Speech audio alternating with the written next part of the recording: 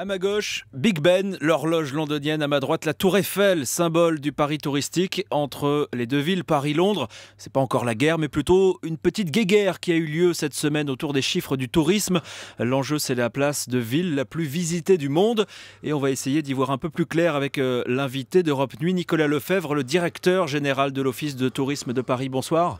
Bonsoir. Alors, c'est qui le premier? C'est Paris ou c'est Londres?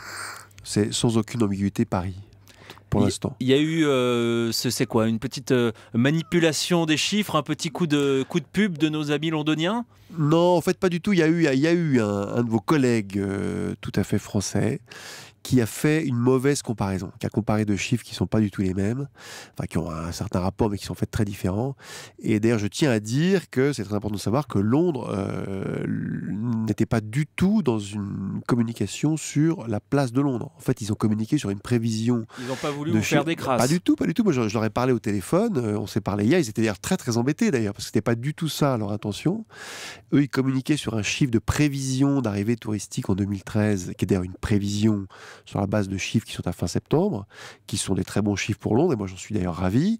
Et donc ils font comme on fait nous tous, dans ce métier-là, on se fait des prévisions, voilà. Et ils ne parlaient pas du tout de comparaison internationale, ils ne parlaient pas de la place de Londres, et c'est un organe de presse français qui, lui, a voulu faire la mayonnaise. Parce voilà. qu'on va rappeler que normalement, Londres devrait franchir ou arriver quasiment à la barre des 16 millions de touristes étrangers par an. Les chiffres pour Paris sont attendus dans quelques jours, mais on a déjà une tendance, j'imagine. On va encore être au-dessus de ça?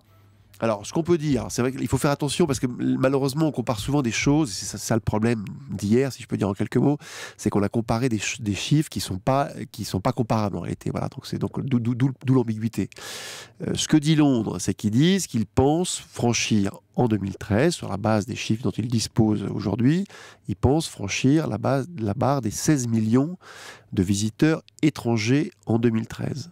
Nous, ce que nous disons, ce que nous savons, ce sont des chiffres pour l'instant de 2012, c'est qu'en 2012, Paris a accueilli 29 millions de touristes, tous nationalités confondues, donc y compris les nationaux, donc les Français en France ou les Britanniques à Londres, et que Londres, sur la même base de comparaison, en a accueilli un peu plus de 27 millions, ce qui est tout à fait honorable et remarquable, mais c'est quand même un peu en dessous de Paris, tout le monde le reconnaîtra. Et j'ai aucune raison de penser, même si les chiffres seront forcément un peu différents en 2013, que cet écart soit comblé. Sûrement pas. Bon, on rentre là dans un peu les coulisses du tourisme international. Vous nous avez dit que vous aviez eu votre collègue londonien, votre homologue londonien.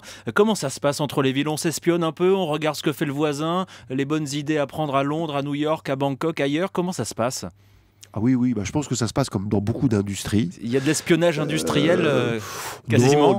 Non, nous, on ne pratique pas l'espionnage industriel. Peut-être que d'autres le font, je ne sais pas, mais nous, on ne fait pas. Mais en revanche, on est très, très curieux, évidemment, de regarder ce que font les autres, de rencontrer nos homologues qui font la promotion de leur ville, notamment en Europe, de se connaître, de voir comment ils travaillent, et bien sûr, quand c'est possible, de reprendre les bonnes idées, mais pas sous forme d'espionnage, sous forme de partage de bonnes pratiques. Hein. Il y a d'ailleurs une organisation qui réunit les grandes villes européennes, et les organismes comme l'Office de tourisme de Paris, et on se voit régulièrement, on parle de ce qu'on fait dans nos villes respectives, et je pense qu'on a tous à gagner effectivement à faire ça.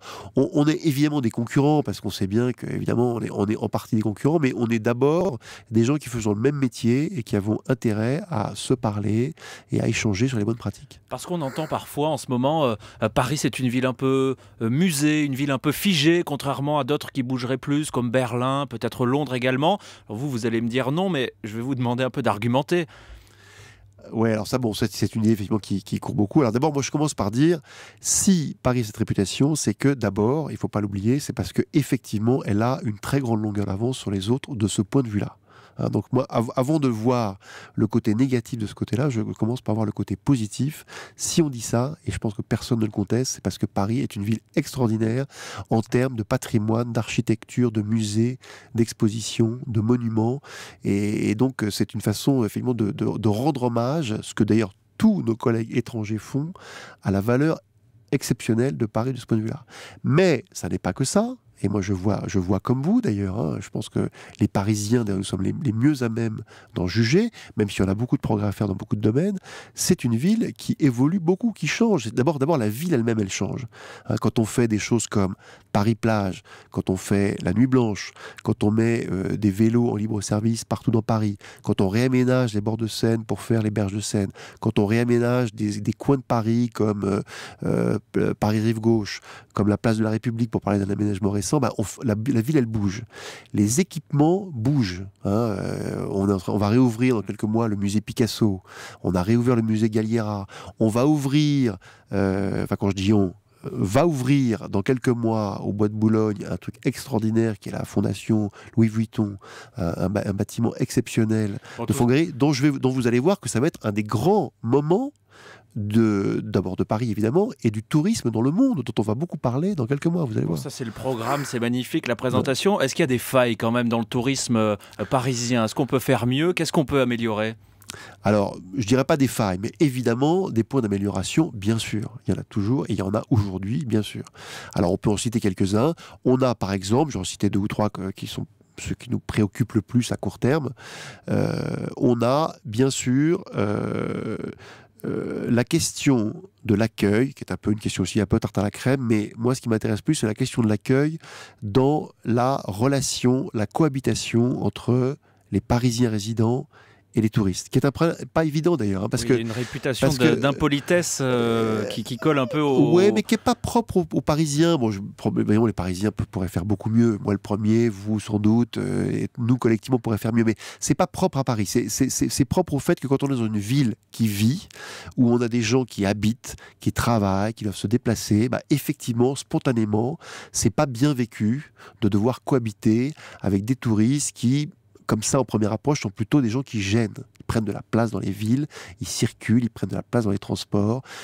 Voilà. Alors qu'en réalité, et ça c'est un point sur lequel moi j'aimerais qu'on travaille, tous, alors nous au premier Office du tourisme, mais au-delà de nous, sur le fait qu'on doit partager la ville, et que c'est d'ailleurs l'intérêt bien compris des Parisiens. Si le tourisme n'existait pas à l'échelle où il existe à Paris, je peux vous dire que la vie des Parisiens ne serait pas celle qu'elle est. Hein, il y aurait plus de chômage, il y aurait moins de revenus, il y aurait moins d'aménagements de magnifiques coins de Paris dont on bénéficie parce qu'il y a 30 millions de touristes à Paris. Un dernier mot, Nicolas Lefebvre. On a l'impression que vous avez des cibles bien précises, que les bras sont grands ouverts pour accueillir les touristes du Golfe, les Chinois. Dès la fin du mois, les Chinois pourront obtenir un visa en 48 heures, alors qu'avant, il fallait au moins une dizaine de jours. Pourquoi vous allez les chercher, ces touristes-là en particulier? Parce qu'ils ont des porte-monnaies beaucoup plus remplis que les autres? Pour 2 raisons, il faut être tout à fait clair, hein, pour 2 raisons. D'abord parce que c'est aujourd'hui les zones de croissance du tourisme. Hein. Les croissances du tourisme, elles ne viennent pas, en particulier en ce moment, elles ne viennent pas d'Europe, elles ne viennent pas de France. Donc si on veut de la croissance, il faut aller les chercher là où les marchés se développent rapidement. Et où est-ce que les marchés se développent aujourd'hui? C'est en Asie, en Chine en particulier, au Moyen-Orient, en Amérique du Sud. Donc c'est ces pays-là qu'il faut qu'on aille effectivement prospecter. La deuxième raison, c'est que effectivement, ce sont des gens qui ont un certain pouvoir d'achat, notamment les populations qui viennent aujourd'hui de ces pays-là, qui sont évidemment celles qui ont le plus grand pouvoir d'achat. Ça va changer dans les années qui viennent, mais pour l'instant c'est le cas. Et puis par exemple, si je parle notamment des Asiatiques, des Japonais, des Chinois, des Moyen-Orientaux, c'est aussi des gens qui par exemple consacrent beaucoup d'argent à une activité qui est une des grandes activités du tourisme à Paris, à Londres aussi, mais à Paris en particulier, qui est le shopping par exemple. Donc avec des retombées économiques extrêmement importantes pour les entreprises et les commerces parisiens. Bon, c'est le touriste parfait qui passe autant de temps dans les boutiques que dans les musées. Merci Nicolas Lefebvre, directeur général de l'Office de tourisme de Paris. Merci d'être venu nous voir ce soir. Merci à vous.